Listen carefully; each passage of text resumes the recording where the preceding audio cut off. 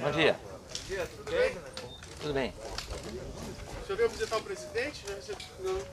Não, se eu fosse visitar o presidente eu já tinha subido. Acompanhar a saída dele, então? É, só para acompanhar. General, a gente vai ter um documento hoje, depois daquela reunião de ontem à tarde, em relação ao Supremo Tribunal Federal. Não. Como Se foi? tiver que ser decidido, vai ser publicado. Já tem aí um pedido de habeas corpus, já tem uma nota do ministro da Justiça, é aquilo ali. E sobre a nota que o senhor publicou naquele dia a respeito da decisão do ministro Celso de Mello, o senhor mantém as palavras que o senhor colocou naquele dia, general, mesmo depois da revisão da decisão do ministro Celso de Mello? Não tem o que alterar. Qual foi a decisão? O ministro disse e explicou que, na verdade, ele estava adotando um procedimento regimental, um procedimento Eu normal. não comentei nada sobre... Eu não disse nomes. Eu não citei o nome do ministro Celso de Mello, não citei o nome do procurador-geral. Fiz uma nota absolutamente genérica, que houve uma distorção. Aí vem a dificuldade de caracterizar o que é fake news. Tá? Teve gente que botou o nome na matéria, botou o nome do ministro Celso de Mello, como se eu tivesse dirigido a nota a ele. Não dirigi nota a ninguém, foi uma nota do GSI, não dirigi nota a ninguém. Uma nota completamente neutra, colocando o problema em si, sem citar nomes, não sei quem vai verificar, quem vai tomar a decisão. Só coloquei o problema, não falei em Forças Armadas, não falei em intervenção militar. Teve gente que disse que aquilo ali era um preâmbulo de uma intervenção militar, que agora virou moda. Isso é uma coisa absurda, ninguém está pensando nisso, ninguém conversa sobre isso, ninguém pensa nisso. Vocês estão fomentando tanto isso, a imprensa está fomentando tanto isso, que vai vir uma geração aí de jovens com isso na cabeça. Que bacana fazer intervenção militar. Ninguém está pensando nisso, ninguém está prevendo isso, ninguém está prevendo golpe, nada disso. Nada disso. O que está dito ali é que aquela atitude, independente de quem vai assinar, quem vai tomar, quem vai determinar, ela não se justifica que a maior autoridade do país tenha o seu telefone celular apreendido a troco de coisas que não têm o menor sintoma de crime. Então vai apreender o celular do presidente da República. Então isso aí não faz sentido, só isso que eu disse. Isso é uma agressão à normalidade institucional. Mas o senhor acha que é um problema essa geração vir pensando sobre isso, essa história, como o senhor disse, de intervenção militar, já que a gente vê reiteradamente algumas manifestações, algumas delas até com a participação e o apoio do presidente? Manifestações isoladas. Se essa geração vier achando que intervenção militar resolve alguma coisa, vamos formar uma geração completamente deturpada. Intervenção militar não resolve nada. E ninguém está pensando nisso. Ninguém está pensando nisso.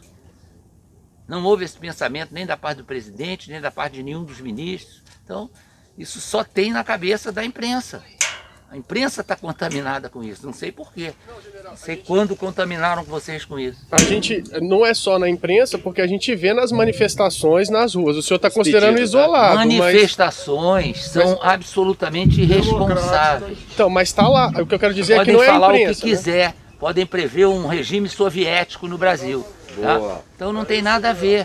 A manifestação é livre, espontânea, permitida. Outra coisa são vocês que são institucionais, vocês são a instituição imprensa nacional. Então vocês têm uma responsabilidade enorme. Por isso que é muito difícil caracterizar fake news. Tá? Tem um monte de fake news publicadas diariamente em vários jornais e não acontece nada. Que causam prejuízo ao país, causam prejuízo à condução do país. E tá lá e fica, e é fake news. Vai processar tudo que é jornalista que publicar fake news? Poxa, vai ser difícil. A ministra Carmen Lúcia, na abertura da segunda turma, na terça-feira, e ontem mesmo o ministro Fux, na abertura da sessão do plenário do Supremo, ambos fizeram pronunciamentos numa interpretação como mais ou menos nós fizemos aqui. No sentido de que as palavras têm, de alguma maneira, agredido as instituições e colocando em xeque o regime democrático de direito. Foram manifestações do Supremo, não foram manifestações da imprensa. de alguma maneira, eles também interpretaram as suas palavras e as palavras que têm sido emanadas do Poder Executivo como sendo palavras de agressão ao Estado Democrático de Direito. O senhor entende que talvez fosse o momento de diminuir essa fervura, ou chegou num ponto que de fato é necessário encontrar outra solução para que se saia? Todos nós queremos que as coisas se normalizem. O país está vivendo uma crise. Nós precisamos caminhar para a solução dessa crise. Uma crise que nós não sabemos exatamente quais serão as futuras consequências, seja do ponto de vista econômico, seja do ponto de vista social, seja do ponto de vista até educacional. Então, ninguém está querendo incendiar nada. Mas essas palavras, muitas vezes colocadas desta forma, isso que a gente, de alguma maneira, não acabam colocando mais lenha na fogueira, quer dizer, mais álcool? Não, eu acho que tem que ver os dois lados. Então, vamos combinar, vamos manter o equilíbrio entre os poderes, limitar as decisões, as atribuições dos respectivos poderes, e é isso que está se pleiteando. Então, no momento que há uma manifestação, não sei nem de quem, mas de uma possibilidade de ser apreendido o celular do presidente da República, se nós ficarmos calados, eu principalmente, que sou o responsável pela segurança institucional, parece que eu estou concordando. E sou absolutamente contra isso. Não pode nem ser ventilado. Não pode nem ser... Ah, mas o presidente é um cidadão comum. Sim, o presidente é um cidadão comum. Tanto é que vários aí já tomaram impeachment. Mas qual a razão de apreender o celular do presidente Bolsonaro? Deu uma razão plausível disso aí. Então é preciso que as coisas sejam dos dois lados. Seja buscado o equilíbrio, o bom senso, a harmonia, o respeito entre os poderes. Mas ontem na reunião o presidente estava descontente com as decisões do Supremo Tribunal Federal. O que foi discutido nessa reunião? Isso aí é problema da reunião. Chega de revelar reuniões secretas, reuniões reservadas, botar isso no ventilador. Isso é outra coisa que está errada, né? Totalmente errada. Sobre aquela reunião do dia 22, de alguma maneira o senhor se sentiu de fato direcionado, o objeto das palavras cobradas pelo presidente naquela reunião? Você acha que ele falava da segurança usou um exemplo, ele já estava exaltado pelas próprias palavras que ele vinha dizendo. Ele usou um exemplo, citou um exemplo, dizendo que se acontecesse aquilo na ponta da linha, não sei o quê, e aí distorceram a coisa. Podia até dar margem a essa interpretação, mas eu sabia que eu não estava sendo atingido. Cada um tem a sua consciência e sabe o que faz. Principalmente no meu caso, estou colado com ele todo dia. Então, aquilo foi um exemplo que ele deu, mostrando que a autoridade do presidente da República inclui hierarquia sobre determinadas posições, determinadas atitudes. Então, foi isso que aconteceu. Nada além disso, não me senti atingido, não me senti nada. Quando ele fala em segurança, general, do que ele estava falando exatamente? Se não do GSI? Porque ele disse que era do GSI, da segurança institucional, da segurança da família. Não, ele falou sobre segurança da família. É claro, isso é missão minha. Por que eu não me senti atingido? Porque nunca aconteceu nada que eu pudesse estar ali com a consciência doída. Mas por que ele falaria então que se não puder trocar, ele trocaria o... Ele quis dar um exemplo de uma instituição que está diretamente ligada a ele e que ele sabe que se ele quiser trocar alguém do GSI, isto é uma atribuição do presidente da República. Se ele quiser trocar o responsável pela segurança dele no Rio de Janeiro, ele vai chegar para mim e falar: general, eu quero trocar o fulano que eu não estou satisfeito. No dia seguinte o fulano vai sair. Isso é atribuição do presidente da República. Se supervalorizou, está se perdendo um tempo enorme com a troca de um funcionário de segundo escalão, cuja nomeação e exoneração são atribuições exclusivas do presidente da República. Fora isso, é fake news. Aí que é o problema de caracterizar o que é fake news. Bom. É atribuição do presidente da República. Não tem que discutir. Vamos discutir agora tudo que o presidente vai trocar o subsecretário da Secretaria de Forragem do Ministério da Agricultura. Aí vamos discutir. Não, eu quero saber os motivos. O presidente tem que dar motivos de exonerar diretor da Polícia Federal, é atribuição dele. Os motivos podem ser reservados, sigilosos, e são dele. Mas a gente discutiu porque saiu um ministro por causa disso. Não, isso é outra conversa. Ele saiu por causa disso porque faltou a esse ministro entender o que é hierarquia e entender que era atribuição do presidente da República. Colocou a coisa numa situação dramática que não existia. Então a coisa foi levada para um lado que não podia ter sido levada. E é direito também do ministro sair a hora que quiser. Direito dele, pô. Então a gente aqui está transformando a estrutura funcional, administrativa do país em coisas dramáticas. Não tem drama.